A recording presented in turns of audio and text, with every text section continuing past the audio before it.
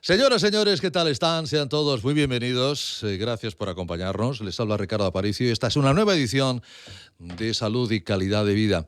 Ya saben que desde hace un tiempo se empezó a hablar mucho del término holístico, después el término integrativo, todo aquello que antes se decía que no se podía separar la mente del cuerpo, ¿no? Mens sana corpore sano. Y ahora desde hace un tiempo también se está hablando del 360 grados, es decir, toda la circunferencia completa, que es otra manera de decir que todas las patologías o todos los tratamientos o todos los actos médicos son multidisciplinares, ¿no? y tienen que cubrirlo varias especialidades médicas. Eso es lo que me propuso hace un par de meses posiblemente mi querida doctora Legorburu, Margarita Legorburu, que ya la conocen todos ustedes, ha venido aquí varias veces a hablarnos de acupuntura. Ella está siempre muy pendiente y le gusta mucho todo el tema de la ginecología y sobre todo el tema de los embarazos. Y me propuso hablar de reproducción asistida, pero desde ese punto de vista, ¿no? Desde el punto de vista de los 360 grados. Le dije, doctora de Legorburu, ¿me monta usted el programa? ¿Me trae usted los invitados? Déjalo en mis manos, Ricardo. Dicho y hecho, esto es Salud y Calidad de Vida. Sean bienvenidos.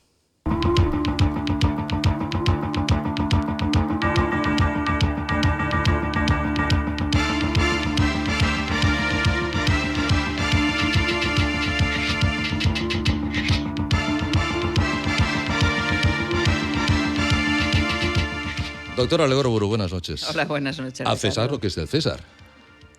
Gracias. Reproducción asistida 360 grados. Aquí estamos. A mí me sorprendió muchísimo y quiero recordar cuando hablamos de acupuntura, no sé si ese día fue con usted o fue con una colega suya. Por cierto, felicidades porque está en la junta directiva de la SCAP, ¿no? Gracias. No, del Colegio de Médicos, de la división de la sección de medicinas, pero es que le han cambiado el nombre tantas veces. Sección de medicina, de tratamientos complementarios. Pero del Colegio Oficial de Médicos de Barcelona. Pues enhorabuena. Gracias. Enhorabuena. No, es que a mí una vez en un programa, una colega suya, una acupuntora, médico acupuntora, me hablaba de que la acupuntura sirve incluso para cuando el niño viene de nalgas, o sea no viene bien, que un tratamiento de acupuntura hace que ese feto se ponga en posición. A mí eso me sorprendió mucho. Me acuerdo.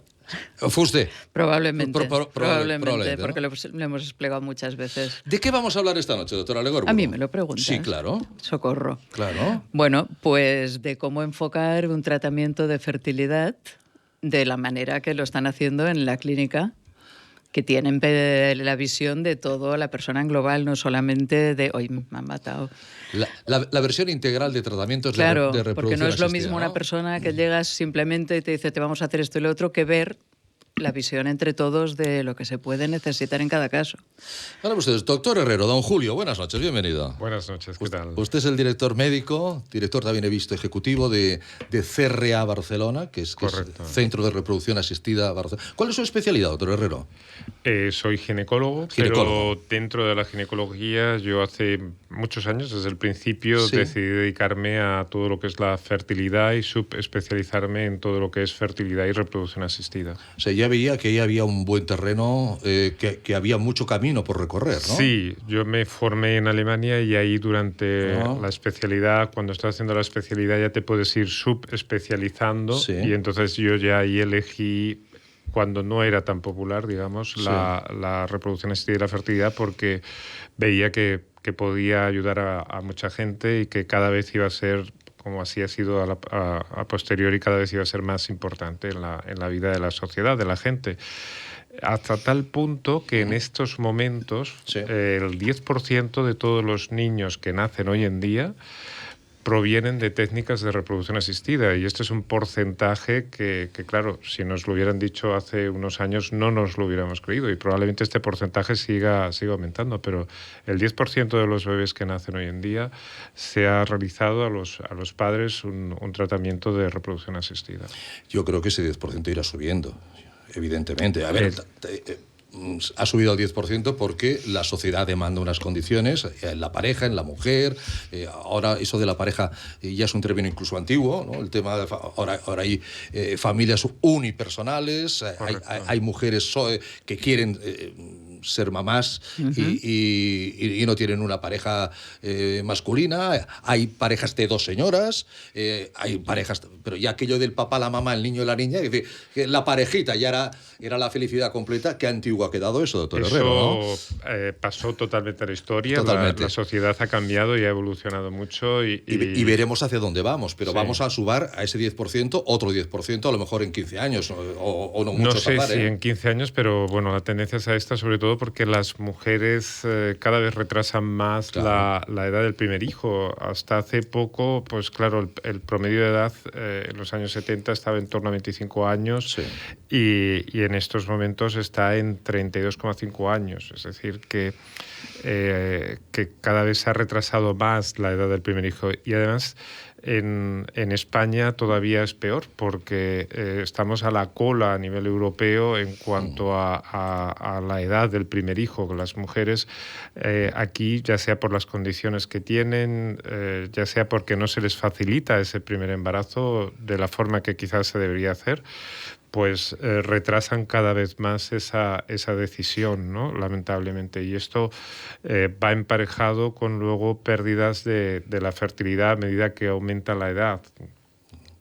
También es importante que ahora existen también otra serie de técnicas, ¿no? Como es la preservación que pueden utilizar. Claro, la mujer cada vez retrasa más por varias situaciones. Una personal, otra social, otra laboral. Es decir, todo esto ha cambiado, pero claro, hay una cosa que no ha cambiado, que es la edad del óvulo. Claro, la biología es la biología, es decir, que la edad óptima para tener hijos es como lo hacían nuestros abuelos, es decir... Era la veintena, a mí me decían que era la veintena. Sí, la década ideal, entre los 20 y los ¿no? 32 años, entre los 21 y los 32 años es la edad óptima para tener hijos, cosa que claro, hoy en día pues muy pocas personas se plantean el tener hijos a esas edades porque, bueno, pues quieren tener una vida laboral, quieren tener una estabilidad económica, etcétera, etcétera, y esto hace que se vaya retrasando porque nunca se encuentra el momento óptimo para tener un hijo. Es decir, que siempre hay algo que distorsiona, sí, y siempre hay la poca facilidad, ¿no? para que las mujeres puedan tener hijos hoy en día. Y ahora encima viajan, ¿no? Que se van todos fuera, un año o dos sabáticos, hacen cosas que nosotros no se nos hubiera planteado. Bueno, claro, es... No, lo ves habitualmente. Sí, bueno, no es que todo el mundo tampoco quiera ahora viajar o que haga un año sabático, pero claro, ya digo, es que... digamos que el espíritu de sacrificio de estos abuelos que he mencionado antes era muy diferente. Su prioridad era tener una familia y tener un hijo. Sí. Y en estos momentos... Uno u 8. Exacto, el primero y el segundo y el tercero, el cuarto y el quinto. Y en estos momentos pues todo ha cambiado. Es decir, el sentido de la vida ha cambiado. Efectivamente. Entonces, esto hace que haya un replanteamiento social muy amplio, ¿no? de prioridades en la vida. El problema es que cuando ya hemos encontrado el momento, ya hemos encontrado pues la mujer que dice, no, yo quiero tener ese hijo sola, o esa pareja de mujeres quiero tener el hijo sola, o la mujer dice, he encontrado a mi pareja masculina para tener el hijo, se mira el reloj biológico y dice, pues estoy en los 30 y tantos, ¿no? A ver qué hacemos. Y es cuando van al doctor Herrero, y es cuando también nos encontramos con el laboratorio también. ¿Qué importancia tienen los laboratorios, verdad? Y en los laboratorios ahí siempre se manejan cosas y se conocen muchísimos resultados. La doctora Laura Marqués es directora de laboratorio. Doctora Marqués, buenas noches, bienvenida. Buenas noches, gracias. ¿Qué papel juega un laboratorio en todo esto que estamos hablando? Un laboratorio específico de reproducción asistida, por supuesto. A ver, sobre todo es la parte, enlazando un poquito con todo el tema de preservación de fertilidad, sí, pues evidentemente es mejorar al máximo las técnicas, obtener los mejores resultados en cuanto a congelación de los óvulos, en cuanto a supervivencia, desarrollo embrionario, porque es la manera que al final realmente todas esas mujeres que preservan su fertilidad, lo que al final quieren conseguir es que al cabo de unos años, cuando deciden utilizar esos óvulos, es conseguir el niño nacido en casa, tener a su bebé en casa. Entonces, mejorar cada día, todas las técnicas posibles. Entonces, ahí juega el papel del laboratorio de mejorar técnicamente, procedimientos. Nos facilitan la magia, ¿no? Nos facilitan cosas que yo recuerdo cuando empecé con esto de la reproducción asistida, pues eran imposibles técnicamente. Es decir, congelar los óvulos de una mujer joven de 32, 34 años para que luego los pudiera utilizar más adelante y permitirles ser mamá con sus propios óvulos, esto fue imposible durante muchísimos años. Porque... y llegó muy tarde. O sea, el primer nacido con congelación de óvulos es en el 86 y se necesitaban muchos óvulos para conseguir. Nacido decían que 1000 óvulos. ¿Cómo vinieron aquellos? Muchos. Hicieron muchas pruebas porque el óvulo es... Bueno, el proceso de congelación realmente es un gameto que se tiene que controlar muy bien las temperaturas. Sí. Y es cuando aparecían todos aquellos partos múltiples, ¿no? Claro. En muchas ocasiones, ahí también ¿no? teníamos, eso ya se... Había los trillizos, eso ya ha pasado a la historia, ¿no? Es decir, bueno, nosotros, desde hace ya unos años solo realizamos transferencias de un embrión para evitar el embarazo múltiple, porque una de las cosas que ha permitido el que desde el laboratorio se hayan mejorado los resultados y la calidad es que se es menos agresivo en el número de embriones a transferir. Es decir, antes se transferían 3 embriones y un porcentaje de las pacientes pues se quedaban embarazadas, pero de trillizos, y a veces iba bien y a veces no iba tan bien, ¿no? Incluso en nuestros inicios, llegábamos a transferir 4, que la ley en ese momento no había aparecido, la del 2006, para regular la transferencia de 3 embriones. Sí. Y había que conservar los otros embriones congelados durante un montón de años, ¿no? Y se congelaban peor. Y se congelaban peor. No había esas garantías. Sí. Realmente ha cambiado muchísimo y ha mejorado en seguridad de la paciente, pero de la paciente y también del recién nacido, del bebé. Esto es importante. Pero fíjense, estamos hablando de congelación de óvulos, que yo esto lo quería abordar también durante el programa, porque yo no sé cuántas mujeres congelan óvulos. Es decir, el congelar óvulos sería una solución a esa señora de 35, 36, 37... No sé si a esas edades... Mejor que lo congelen antes. No, eso me refiero. Es decir, que a los 37 dice, ya lo tengo todo previsto, pero tengo un óvulo congelado cuando tenía 28, por ejemplo, ¿no? Eso sería lo ideal. A ver, lo que ocurre es que yo no sé si la mujer tiene en mente o piensa en eso, ¿no? Pero nosotros siempre recomendamos que a las mujeres y también a los ginecólogos, cuando hacen una revisión entre los 30 y los 37 años, que hagan un asesoramiento reproductivo, de qué es lo que quieren hacer, cuándo quieren ser madres, si quieren ser madres, y un baño un poquito de realidad, en el sentido de que lamentablemente a nosotros nos vienen muchas mujeres que luego es muy tarde para tener hijos con sus propios óvulos y tenemos que recurrir a la donación de óvulos. Y sin embargo, si una mujer con 32 años congela óvulos, le da libertad de elección para luego decidir en qué momento quiere ser madre con el método de la congelación de sus óvulos, ¿no? Porque es una especie de autodonación y quita la presión sobre esa mujer, que tiene además presión a nivel laboral, a nivel familiar, porque le dicen se te va a pasar el arroz, etcétera, etcétera. Sí.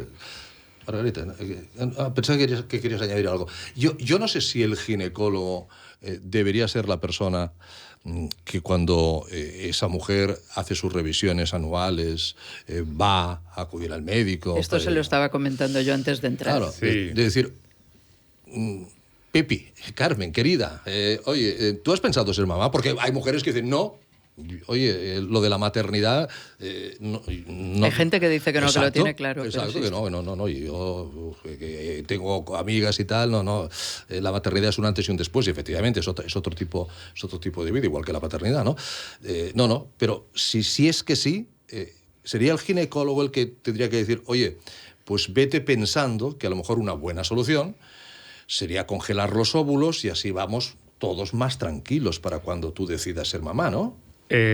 Somos conscientes no solamente de eso, sino pensamos que estamos trabajando porque como responsable también del Hospital de la Valdebrón, del Departamento de Reproducción Asistida, estamos trabajando también con ginecólogos de base, con ginecólogos del CAP.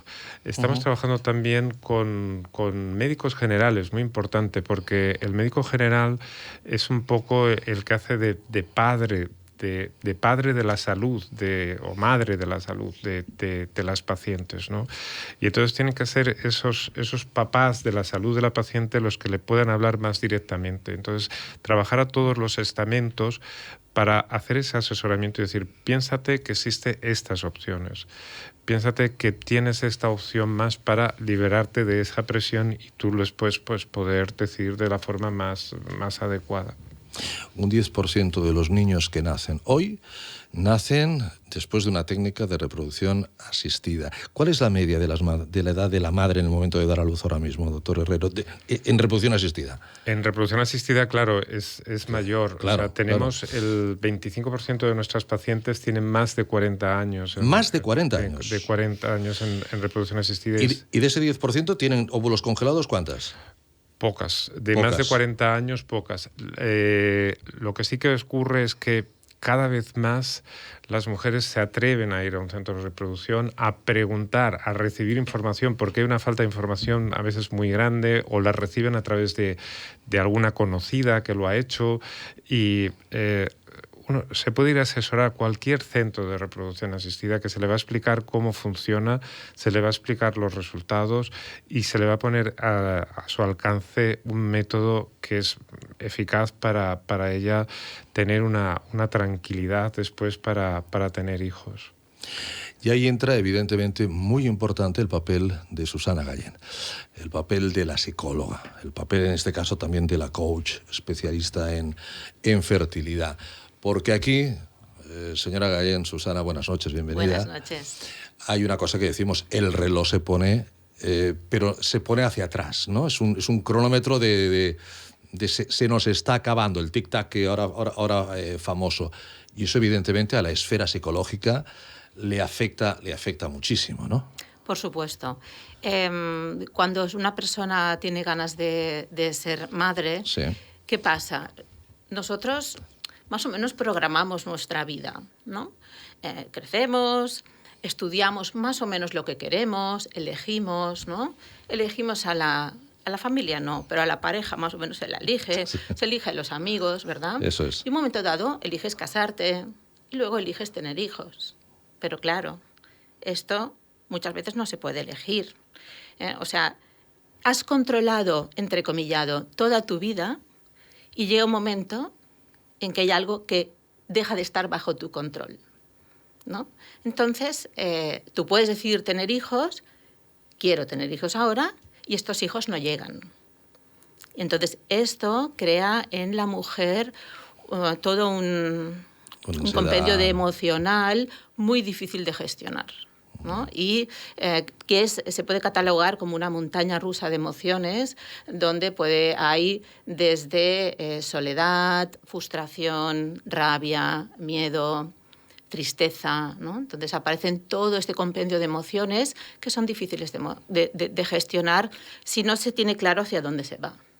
Claro, sí, ya siempre se ha dicho que una pareja, permítame el término, tradicional, en edades biológicamente fértiles, intentan quedar embarazados, como se dice, y no lo consiguen.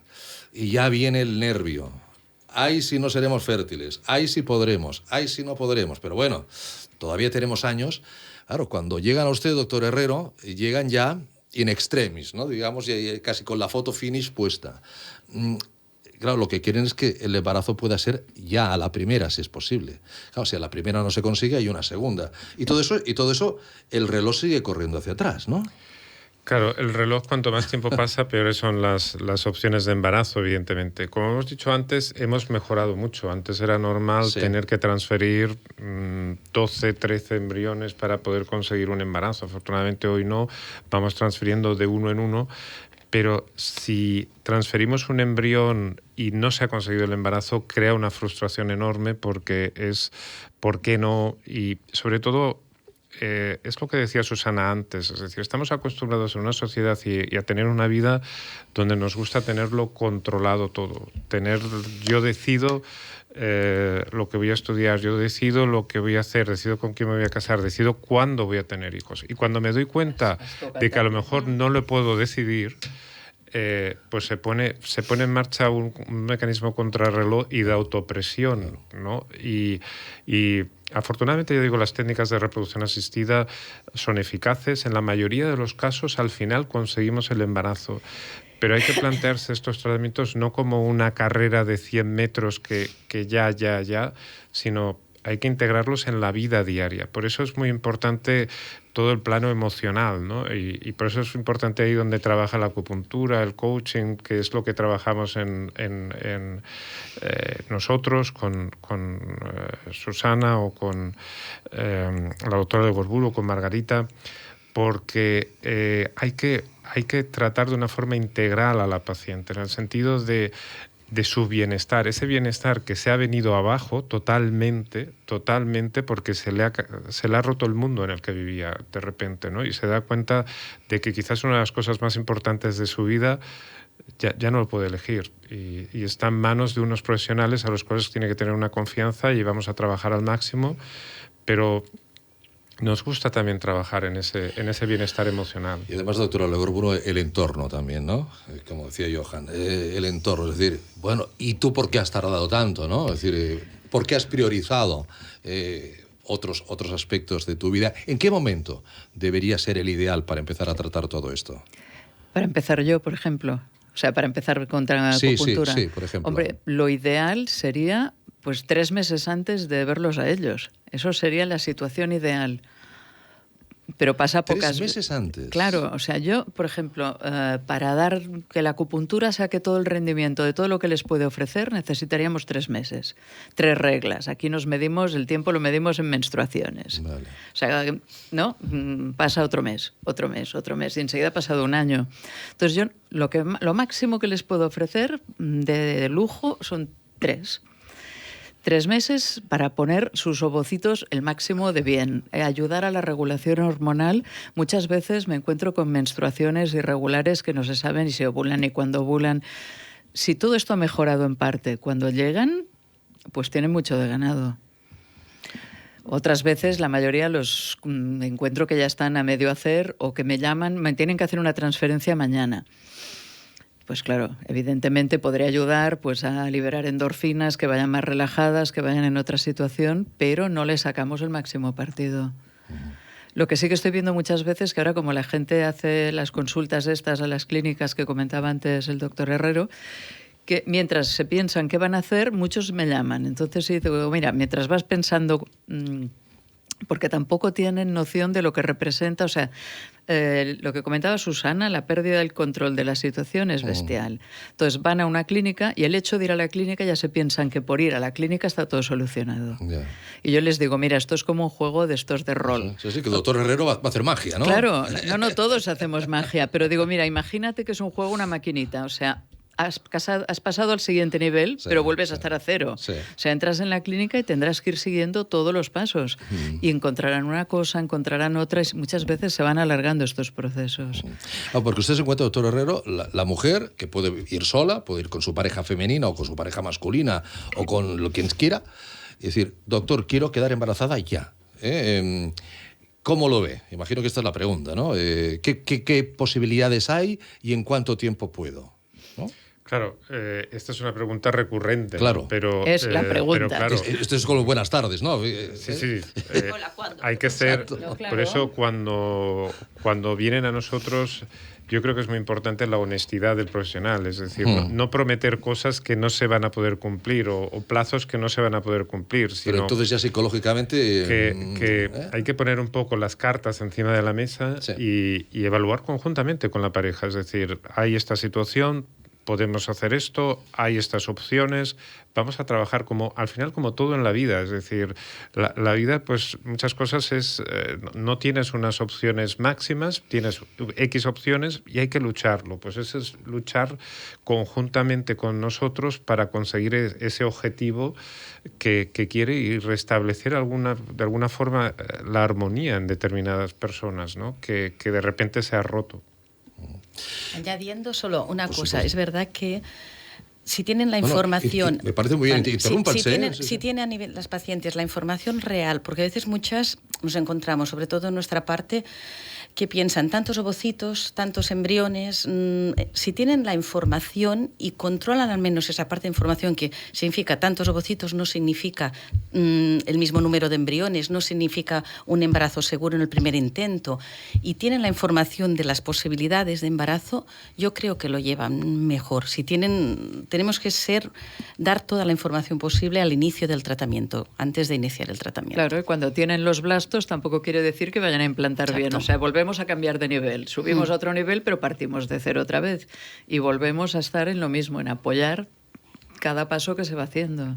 Exacto, y además, ¿no? Esto que decías de que quizá si somos honestos y les decimos cuáles son las perspectivas, puede afectar psicológicamente, pero no es cierto, es al contrario más bien. Es decir, cuando se da una visión honesta y real de lo que está pasando, es cuando la paciente se siente más apoyada, precisamente porque sabe que nadie le está engañando. Entonces, esto ya reconforta de por sí, ¿no?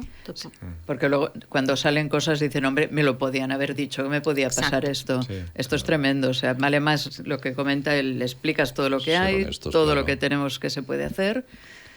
Y yo les digo, oye, vamos a ganar el partido, salimos porque si no ya no jugamos, claro, pero que sepas que puede pasar todo esto. Pero por eso es tan importante, es decir, el acoger a la paciente y darle un tratamiento 360 grados, no solamente lo ginecológico, no solamente lo técnico, sino con Susana, por ejemplo, todo el coaching. También hay una psicóloga que hoy no ha venido, que es la doctora Roca, con la doctora de Gorburu a nivel de acupuntura, porque todo eso va a estabilizar a la persona y va a integrar estos tratamientos en su vida personal normal y lo va a normalizar y va a hacer que ese objetivo común, que esa carrera que no es de 100 metros se cumpla y al final se haya conseguido el embarazo, porque realmente se consigue en la mayoría de los casos. Y además hay que decir otra cosa, y es que se ha de conocer que España y Cataluña en concreto es una de las áreas de reproducción asistida con más nivel a nivel mundial. Es decir, España es el número 4 a nivel del mundo en número de ciclos de reproducción asistida después de China, Japón y Estados Unidos, que claramente tiene una población muy superior. Es decir, somos los números 1 en Europa. En Cataluña se realizan el 4,7% de todos los tratamientos de la Unión Europea, es decir, hay mucha experiencia y hay muy buena calidad de profesionales y hay que confiar en esos profesionales porque trabajaremos conjuntamente de forma integral para conseguir este embarazo, pero sin desmoronarse. Esto es como cuando hablamos del cáncer, decimos, ¿hay que ir a Houston para tratar un cáncer? No hace falta. En España se puede tratar perfectamente. ¿Qué diferencia hay entre el médico de Houston y el médico de Barcelona o de Madrid?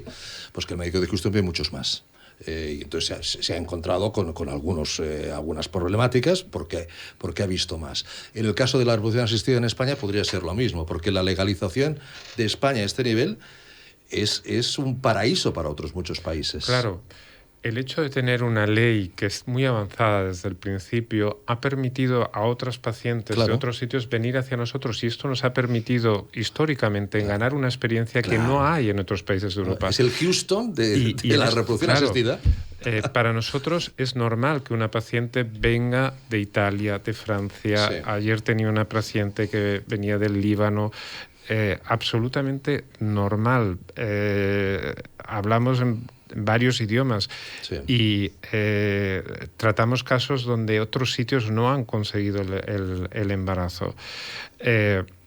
Y esto es muy positivo. Esto es muy positivo porque aquí tenemos buenos laboratorios, aquí tenemos buenos profesionales y aquí tenemos ese acompañamiento emocional muy bueno que en otros sitios no se hace, que se centra simplemente en pínchate estos fármacos, te vamos a hacer una intervención quirúrgica para sacar los óvulos, te transferimos un embrión, te has quedado o no te has quedado embarazada, sino ese acompañamiento 360 grados no se hace en muchos sitios y esto es muy importante. Los embriones están estudiados genéticamente, ¿no, doctora Márquez? No. ¿No? A ver, no, depende. Normalmente sí que hay pruebas genéticas que se pueden realizar a los embriones, sí, y pruebas cromosómicas. Entonces, depende lo que hablamos antes. Se tiene que personalizar muchísimo qué tratamientos. Hay muchos tratamientos, muchas técnicas que se pueden realizar, pero todas no se pueden realizar, no sirven todas las mismas para todos los pacientes. Entonces, a las pacientes se tiene que personalizar. Hay casos que se realiza un test genético normalmente por edad avanzada o abortos de repetición, y se hace análisis cromosómico. Hay determinados casos que se hace un análisis molecular genético porque en la familia hay alguna enfermedad genética, pero personalizando cada caso. Claro, no es lo mismo la mujer que quiere tener un hijo en solitario, la pareja de dos mujeres o una pareja mixta, ¿no? En el caso... Son tres historias distintas, sí, imagino, ¿no? Porque una mujer sola dice, doctor Herrero, yo quiero ser mamá, pero búsqueme usted el espermatozoide, ¿no? Semióvulo, sí. Y... ¿Cómo funciona en este caso? Claro, cada vez hay más madres que deciden, más mujeres que deciden ser madres por sí solas, sí, sin pareja. Sí, sí. Esto que antes era como un poco... Perdona, incluso algunas con pareja, que la pareja no lo quiere tener y lo tienen ellas teniendo pareja. Sí. Yo esto lo estoy viendo en la consulta habitualmente. Sí, que tienen una pareja, a lo mejor, pero que la pareja no quiere tener y ellas deciden porque si no... O sea, que estamos viendo cosas realmente... Es el principio del fin de la pareja, entiendo, porque, cuando el niño empieza o la niña empiece, ¿no? A mostrarse. Se ve de todo, se ve de todo. Los hay que al ver la barriga se implican sí, pero bueno, los embriones son de la pareja, entonces la filiación... No, yo ahora tengo una que el embrión es de donante. Sí, claro, aquí lo que quiere decir ella es que cuando están casados no lo podemos hacer. Solo si son pareja que no están casados. Pero casados... Y viene ella como paciente sin pareja. Pequeño detalle que no he tenido en cuenta. Pero casado de derecho, no de hecho. Casado de derecho. O sea, civilmente o eclesiásticamente, pero casados, ¿eh? Claro, casados, los míos están casados entonces, por lo forestal, pero esto pasa. De las dos partes. No, pero sabes, Margarita, que una pareja que lleve 2 años y que se pueda demostrar que son 2 años, o sea, es una pareja de hecho a todos los efectos en caso de separación, de divorcios o lo que sea, ¿no? Es decir, en este caso tiene que ser una pareja que se haya registrado en su libro de familia, vamos. Sí, o sea, para hacer un tratamiento no hace falta el hacer ni casarse con nadie, puede ser una mujer sola, o pueden ser parejas de mujeres, por ejemplo, sí, que quieren tener un hijo simplemente. Y a veces lo que existe es un método incluso entre las parejas de mujeres que se llama el método ropa, que lo que hace es una mujer le dona el óvulo a la otra mujer, a su pareja, y ese óvulo se fecunda con el semen, con un semen de donante, y ese embrión se transfiere a la otra mujer. Y entonces es más participativo, es decir, estamos en una sociedad que ha cambiado mucho, afortunadamente, sí. Y entonces hay muchas variantes de tipos de pareja. La que hablamos al principio, la mujer soltera, es que cada vez más mujeres se deciden a tener un hijo y toman esa decisión, que es una decisión evidentemente valiente, ¿no? En el sentido de que no tienen a nadie que les apoye, también psicológicamente y desde el punto de vista emocional es a veces más complicada la toma de decisiones. Por eso también nosotros nos gusta implicar a las coaches, implicar a psicólogas para estas dudas emocionales que un ginecólogo no las va a poder responder tan bien, ¿no? Y la gente luego cuando lo hace están contentísimas. Nos vienen luego a enseñarnos la barriga, nos vienen luego a enseñarnos esos bebés que han nacido, al principio esas noches un poco complicadas que hemos tenido todos los padres, ¿no? Pero contentísimas de la decisión. No conozco a ninguna que se haya arrepentido, digamos, en ese sentido. ¿Cuál es el más complejo de los casos? ¿La mujer sola, dos mujeres o hombre y mujer? A nivel psicológico y emocional, te diría que la mujer sola no tiene mucho trauma, digamos, porque ya sabe que va a tener que recurrir ¿Es a lo mejor la más fuerte emocionalmente? Lo tiene bastante claro, ¿sí, normalmente. ¿No? Y si tiene dudas, precisamente aquí estamos, ¿no?, los psicólogos y los coaches para ayudarle en los dilemas de la vida que nos trae. Y estamos aquí para ayudarles a esto. Pero digamos que no, lo suelen tener bastante claro. Cuando ya llegan a nuestra clínica, ya lo tienen decidido normalmente, ¿no? Y las parejas homosexuales, en este caso de mujeres, tampoco tienen problemas porque saben que tienen que recurrir a un gameto donado, con lo cual ahí no. Cuando se complica un poco más la decisión es cuando son parejas heterosexuales que tienen que recurrir a la donación de gametos, ¿no? Ahí quizá es el momento en que se plantean más dudas a nivel de descendencia genética. La donación de gameto, porque en este caso el hombre no puede fertilizar... O la mujer. O la mujer. Antiguamente siempre era la mujer la responsable, luego ya se demostró que esto era un 50-50 clarísimo, o a lo mejor más... Dicen que los espermatozoides están en una calidad bajísima, doctor Herrero. Se ha tenido que corregir varias veces, la Organización Mundial de la Salud ha tenido que corregir los parámetros de normalidad, es decir, ¿dónde consideramos patológico o normal? Sí. Pues ahora consideramos normal... parámetros de concentración del semen que antes considerábamos patológicos, porque es que si no se salva ninguno. Entonces vamos a mínimos. Vamos a mínimos en este sentido, es correcto.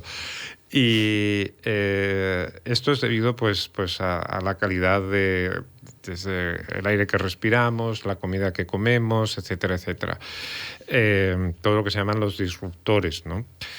Pero hoy en día, sin embargo, la mujer es la más importante en toda la reproducción asistida y es la determinante en todo esto. Es decir, los hombres jugamos ahí un papel secundario, aunque importante, pero más secundario que las mujeres. Susana ha dicho una cosa que me parece interesante. Cuando llegan a nosotros ya ha pasado tiempo, es decir, se lo han pensado mucho, lo han consultado mucho, con la almohada, con las amigas, con las compañeras de trabajo, etcétera, etcétera. Ese es un tiempo que se está perdiendo. Tiene unos chats horribles. Ese es un tiempo que es oro, ¿no? Y lo dice, y al acupuntor, y a cualquier otro, es decir, ese tiempo lo estamos perdiendo, ¿no? Es decir, las personas que ahora nos oyen, que nos ven o que nos pueden oír y ver cuando, a lo mejor esto dentro de un año, no lo sé, ¿qué les diríamos para que acortaran esos plazos, Susana?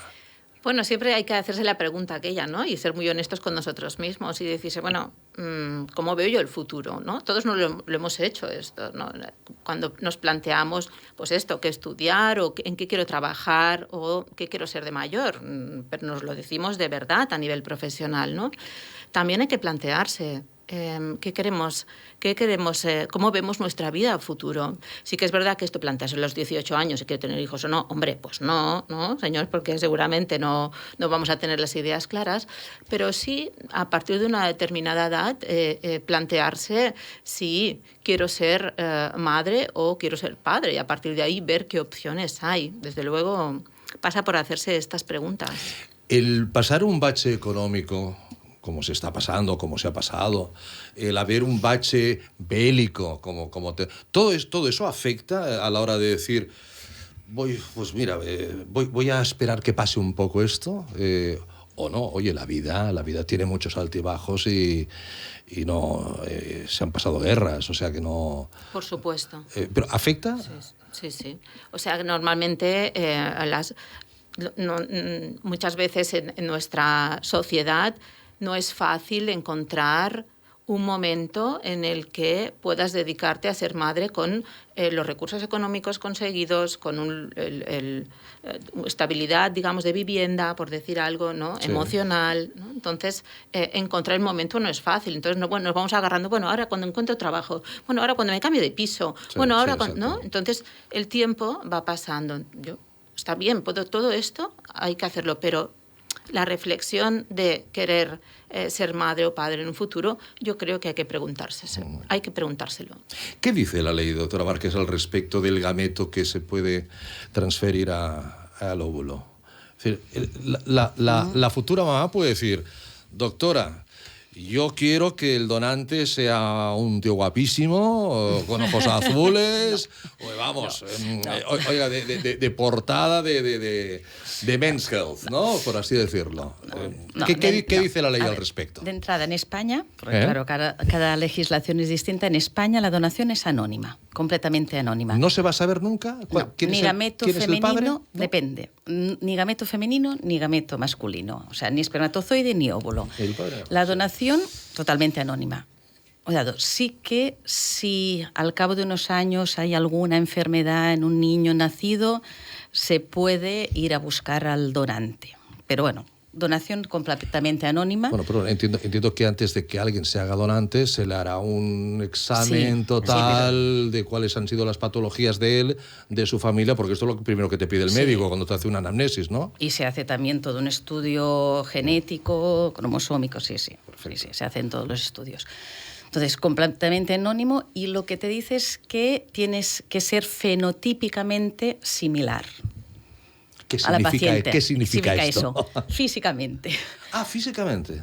O sea que yo no me puedo hacer inseminar de un negro o de un chino. Exacto, no. Resumen. O sea, físicamente... El rubio de 1,88 m. En la vida real podría. Exacto, en la vida real podría tener una relación y tenerlo, pero... Es lo que iba a decir, la vida real existen parejas. En técnicas de reproducción, no. Evidente. Muchas. La ley... Por lo que pone la ley, en técnicas de reproducción es físicamente las similitudes físicas de la paciente. Es curioso. O sea, más que similitudes de la paciente, de la misma raza de la paciente. Raza y también... A ver, ojo, físicamente, tipo de pelo, el color de los ojos, liso, la es talla, decir, que el niño o la niña se parezca a mamá. Sí.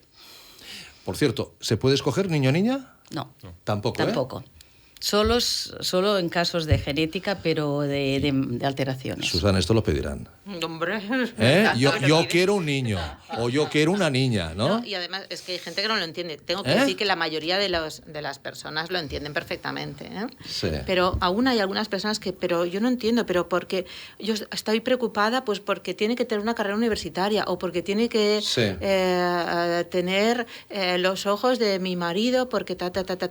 Bueno, no, y entonces esto es así, no se puede elegir. Hace unos años se estuvo a punto, pero no llegó, decir que si tenían 2 hijos del mismo sexo, permitir el tercero de distinto sexo. Y estuvo ahí encima de la mesa del ministerio, pero al final la ley no cambió y tampoco se puede. O sea, que si hay 3 niñas, son 3 niñas. Son 3 niñas.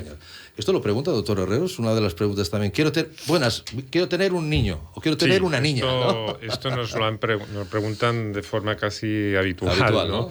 Es lógico. Pero, claro, la respuesta es siempre la misma. Incluso a veces, pues claro, como situaciones como la que hice nos vienen a preguntar, bueno, yo en realidad no es que tenga un problema de fertilidad, pero quiero elegir ahora, quiero tener una niña porque tengo 4 niños o 3 niños, ¿no? Pero no se puede, está prohibido. Está prohibido.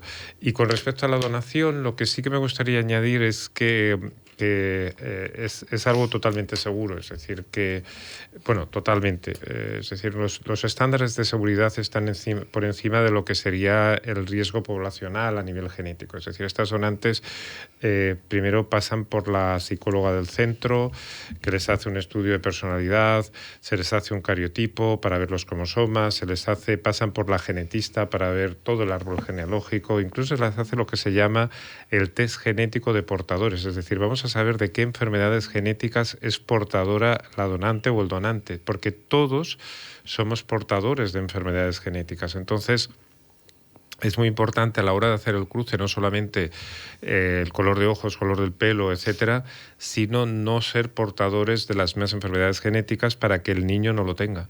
Esto es algo que cuando nos juntamos con la pareja... Es más seguro que hacerlo en casa. Sí, mucho más. Por eso el riesgo poblacional es más bajo. ¿Vale? Por tanto, es un método que realmente nos da seguridad. Al final, quien decide el color de los ojos, el color del pelo, etcétera, no es ni el médico, es la naturaleza. Y esto es algo que siempre advertimos. Que eso será lo normal, eso es lo natural, ¿no? Intentamos desde la fertilidad in vitro hacerlo más natural posible, ¿no? Claro. que por mucho que queramos elegir, pues al final pues va a ser diferente. Y con respecto a lo natural, nosotros, por ejemplo, empezamos de forma pionera, hace ya bastantes años, para las mujeres solteras y para las parejas de mujeres, lo que llamamos la inseminación natural, donde no estimulamos, no ponemos medicación a la paciente, sino que monitorizamos cuándo va a ovular, y en el momento de la ovulación ponemos ese semen que necesita directamente dentro del útero. Y los resultados son muy buenos, son iguales que cuando antiguamente se medicalizaba todo el proceso, se estimulaba a la paciente, porque hay una tendencia a ir hacia lo natural en la medida de lo posible. Y hacer una medicina muy al perfil de la paciente, es decir, no es lo mismo una pareja heterosexual que una pareja de mujeres que una mujer soltera. Una mujer soltera que tiene 32 años y quiere quedar embarazada, o una pareja de mujeres, no tiene un problema como tal de fertilidad. Tenemos que ayudarla a elegir el momento idóneo de la ovulación y tenemos que escoger ese semen con unas garantías, ¿no? A partir de ahí, pues los resultados son francamente buenos. Bueno, y ahora no hay que olvidar los segundos matrimonios, los terceros matrimonios o parejas, ¿no? O sea, que también, lógicamente, eso hace que las edades pues vayan creciendo a nivel tanto de hombre como de mujer, que también el hombre de determinadas edades ya pues... habría que buscar una donación también, ¿no? Yo tengo 2 compañeros de promoción que han sido padres esta semana. ¿Y con qué edades? Con la mía, sin comentarios. A los 30. Entonces hablamos de edades juveniles. Entonces estamos hablando de edades juveniles. Donantes de karma, casi. Óigame, Margarita, doctora Elgórbulo, decía usted que tendrían que ir a usted 3 meses antes de... Bueno, en un mundo feliz. Bueno, ¿y después qué? O sea, el seguimiento también hay que volver al acupuntor. Es decir, ¿cuál es el trabajo del acupuntor una vez conseguido? Yo los voy a acompañar cuando están embarazadas, sí, ¿ya? Entonces, a mí yo siempre les propongo, porque claro, tú propones, luego la gente hace lo que quiere, ¿no? Seguir haciendo el acompañamiento semanal hasta que vemos, una vez ha dado la beta positiva y están embarazadas, que el saquito está donde toca, que esta es otra, ha de estar en su sitio. Y luego esperamos a la eco que se oye el latido fetal. Entonces, a partir de aquí, cuando las dan de alta en las clínicas y pasan a ser embarazadas del montón, en un principio, si no hay otras patologías, yo les digo que si quieren venir una vez al mes a ir mirando las cositas que van pasando, y la mayoría vienen y es súper fantástico, porque ahora que sí tengo un poco de náuseas, ahora he tenido que dejar el antidepresivo, ahora van saliendo cositas y claro, las vas viendo muy a menudo es una vez al mes. Ya. Pero te permite ir paliando todas estas cosas, que si ahora empiezas con el dolor de espalda y luego podemos ayudar en el último trimestre y en el momento de ayudar a la dinámica de parto. En el caso del ginecólogo, doctor Herrero, ¿con qué periodicidad, una vez el embarazo se ha consumado, hay que ver a esta mujer? Claro, está bastante estandarizado, es decir, nos gusta hacer siempre, evidentemente, no un test de embarazo y mandarle con su ginecólogo habitual, sino siempre vamos a hacer 1 o 2 ecografías para asegurarnos de que el embarazo está bien. Lo que pasa es que nosotros somos especialistas en reproducción asistida, es decir, es muy importante hoy en día que el ginecólogo se especialice. La ginecología es muy amplia, es decir, un ginecólogo no te puede operar del cáncer de mama, hacer un parto y hacer una técnica de reproducción asistida. No existe, no puedes estar a la última en todos los campos de la ginecología. Entonces nosotros por eso trabajamos de forma también multidisciplinar, trabajamos con ginecólogos muy especializados en todo lo que es el embarazo, en embarazo de edades avanzadas, y siempre le vamos a recomendar un ginecólogo de referencia para el embarazo, que tiene unos protocolos especiales para estas pacientes y que sabemos que están acostumbrados a seguir este tipo de pacientes, porque algunas de ellas tienen que seguir tratamientos hasta el final del embarazo. Hasta el final del embarazo. Cierto. Lo que tengo que decir también muy a favor de la acupuntura, del coaching, de la psicología, es que es curioso que algunas pacientes, incluso cuando han dado a luz, continúan un poco con ese coaching de vez en cuando, con esa acupuntura, con esa visita a la psicóloga, porque se dan cuenta de que es una herramienta útil, que no solo le sirve para la reproducción o para la fertilidad, sino le sirve para su vida diaria, ¿no? Y esto es muy importante también. Claro, y muy positivo. Han conocido algo que les ha ido muy bien, que hasta ese momento desconocían, ¿no?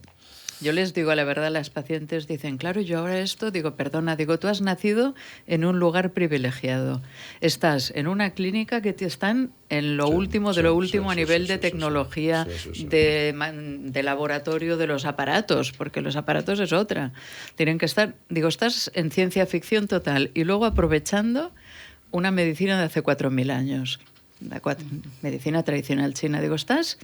Digo, mejor no puedes estar. O sea, que estate contenta. ¿Un laboratorio se moderniza continuamente? Continuamente. Sí, pasamos en muy pocos años de tener que dejar los embriones solo 2 días en cultivo a poderlos dejar fuera en unos incubadores especiales durante 5 o 6 días, viendo toda la imagen de todo el desarrollo embrionario a través de unas imágenes de vídeo, continuamente. Unas pantallas. Cada anualmente, sí. Todas las técnicas, la congelación también se ha mejorado. Y aparataje también, hay que... Sí. Es decir, que eso es un costo... un costo interesante. ¿Es costosa la reproducción asistida, doctor Herrero? ¿Es costoso viajar? Depende a dónde y cómo. Claro, pues es cuestión de prioridades, ¿no? De lo que uno quiera en la vida, ¿no? No, seguro que esas mujeres que van están dispuestas, ya lo han decidido, ¿no?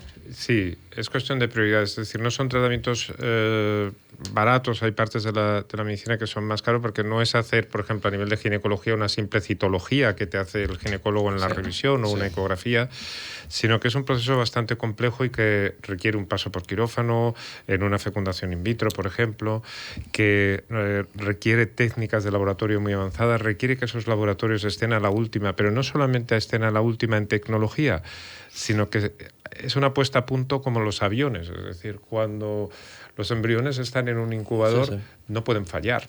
Entonces, esto implica cultivos microbiológicos constantes, implica que el aire acondicionado tiene que estar a una presión determinada, con cambio de filtros constante, toda una serie de cosas que claro, al final pues es costoso. O, por ejemplo, en la donación de óvulos, ¿no? Pues se le trata de dar una seguridad que al final la seguridad genética que se da a la paciente es mayor que si la paciente tiene con sus propios óvulos esos hijos, ¿no? Y todo esto, pues evidentemente tiene unos costos. Pero ya digo, hay que... La sociedad te enseña a veces que tienes que establecer unas determinadas prioridades de qué es lo que quieres realmente en la vida, ¿no? Los tratamientos de reproducción asistida son caros, pero es que el niño luego también va a ser caro. Es decir, implica también toda una serie de costos. Según vaya luego a las universidades que puede ir, evidentemente puede ser muy costoso. ¿Psicológicamente también hay que actualizarse, Susana? ¿O es la experiencia? Cada paciente es una persona distinta, evidentemente, con sus pros, sus contras. Es decir, también eso repercute en usted, señora Gallén, en tener más conocimiento de... es usted mejor psicólogo hoy que hace un año, sin duda alguna. Por supuesto, pero sobre todo porque me enriquezco, ¿no? de nuestras pacientes. Eso claro, es lo que, por lo que experiencia. Más nos forman, ¿no? Pero yo aquí quería hablar de lo que es la crisis, ¿no? La crisis que se tiene cuando hay un problema de fertilidad. Realmente nosotros, por ejemplo, yo trabajo desde el coaching, entonces, ¿cómo lo que decía antes el doctor Herrero, cómo esta experiencia vital que puede ser percibida como una gran crisis, como si dándole el cariño, dándole el soporte a nivel holístico que nosotros le damos, se acaban llevando estas personas herramientas que les sirven el resto de su vida, ¿no? Porque tú, frente a una vivencia de crisis, puedes elegir caer en el victimismo, ¿no? Estar ahí enganchado, no salirse, etcétera, etcétera. O puedes decidir qué haces con estas emociones que me están ocurriendo, con esto que puedo hacer. Las emociones están, no las podemos hacer desaparecer. Y qué bueno que estén, ¿no? Nos hacen sentir vivos.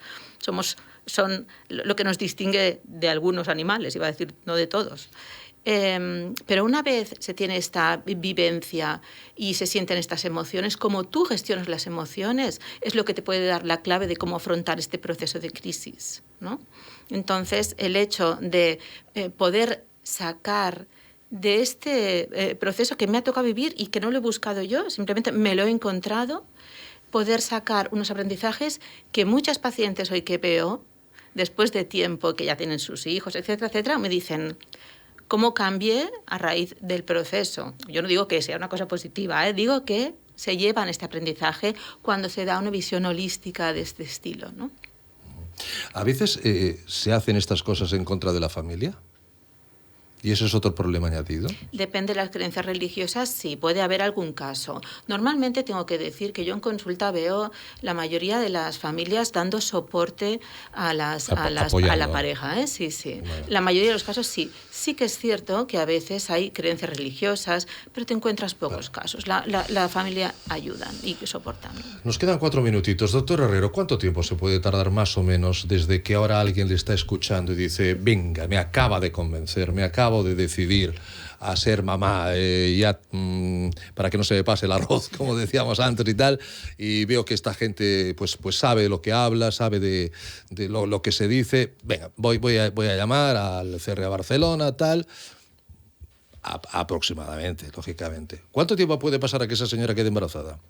Claro, depende de cada caso, sobre todo va a depender de la edad de la señora. Si la mujer es joven, vamos a tardar poco. Pero normalmente estamos en el año 2023, normalmente en un porcentaje muy alto de casos, en el año 2023 ya habríamos conseguido ese embarazo, en la mayoría de los casos, en realidad. Para usted una mujer por debajo de 40 es muy joven, cuando le entra en su despacho. Para mí las mujeres siempre son jóvenes. Siempre, pero, sí, no, pero para lo que estamos tratando, Yo me considero también joven y tengo 54 años. Y yo tengo más que usted. Claro, es que esto ha cambiado mucho. Yo cuando estudiaba se hablaba de embarazada. Yo recuerdo en los libros que aparecía embarazada añosa a la mujer de más de 35 años. Sí. Claro, abres ese libro y ahora es absolutamente ridículo. Primípara añosa hablaban. Y incluso se llegaba a hablar de indicación de cesárea porque era primípara añosa, es decir, porque era el primer embarazo de una mujer de más de 35 años. Y más atrás, ya a los 30, ya se quedaba para vestir santos y era la tieta ya. Entonces, eso claro, ya, esto ha cambiado. En la época de mis padres, por ejemplo. Ha cambiado mucho. Sí. Pero repito la pregunta, ¿qué vamos a tardar? ¿2 años? ¿Vamos a tardar 6 meses? Más o menos, para situarnos, porque esa persona ya está llegando tarde. Tiene que llamar a Susana mañana por la mañana. Sí. Ya para no, pero va a depender un poco, ya digo, de la edad. Normalmente en hacer las pruebas tardamos un mes y medio. Bien. Y a partir de ahí depende también del tipo de tratamiento. La verdad es que el otro día analizábamos las tasas de embarazo que habíamos conseguido el año pasado y de toda la serie histórica, yo llevo dedicándome a esto 29 años, pues tuvimos las mejores tasas de embarazo, es decir, solo transferimos ahora un embrión y por embrión transferido teníamos unos resultados de más del 50%, es decir, con la transferencia de un embrión ya consigo que más del 50% de mis pacientes se queden embarazadas. Entonces, esto es fantástico y las opciones son muy buenas, seguro que se puede conseguir, pero también me gusta ser honesto y decir, no puedo conseguirlo en ese primer transfer, en ese primer tratamiento en todos los casos.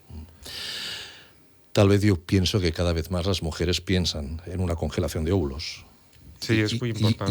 Y eso nos facilita el trabajo, o les facilita a ustedes el trabajo, piensan en acudir a la acupuntura. A mí me vienen, cada vez veo más, ¿ves? Que ya los tienen congelados hace tiempo, cosa que me sorprende.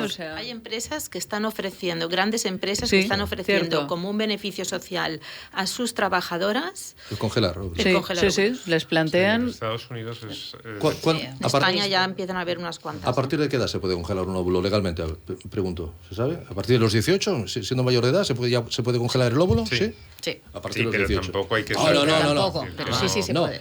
No hay que decir que a los 18 hay que congelar óvulos porque se piensa más en otras cosas que... No, pero estoy pensando en una mujer de 26, por ejemplo, que tiene muy claro, que sigue estudiando. Si no hay antecedentes de que la madre, por ejemplo, se le ha retirado la menopausia de forma precoz o no hay antecedentes de endometriosis o de operaciones, generalmente se puede esperar hasta la década de los 30. Pero sí que en la década de los 30 empezar a plantearse la vitrificación de los óvulos antes de los 37 años. Siempre recomendamos antes de los 37 años, porque al final sí que puede ser que congelemos óvulos, pero la mayoría de esos óvulos van a estar alterados genéticamente. Por eso recomendamos eso. Pues eso podría ser el gran consejo de la noche. Es decir, señoras, antes de llegar entre los 30 y los 37, plantéense ya en su calendario congelar óvulos, por si acaso. Doctora Legorburu, Susana, noches. Señora Gallén, doctora Márquez, doctor Herrero, ha sido un placer. Cuando quieran, aquí estamos. Muy bien. Muchas gracias. Seguiremos hablando. La reproducción asistida 360 grados. Aleix Alari, la dirección técnica, les habló Ricardo Aparicio. Cuídense mucho, gracias. Volvemos mañana. Buenas noches.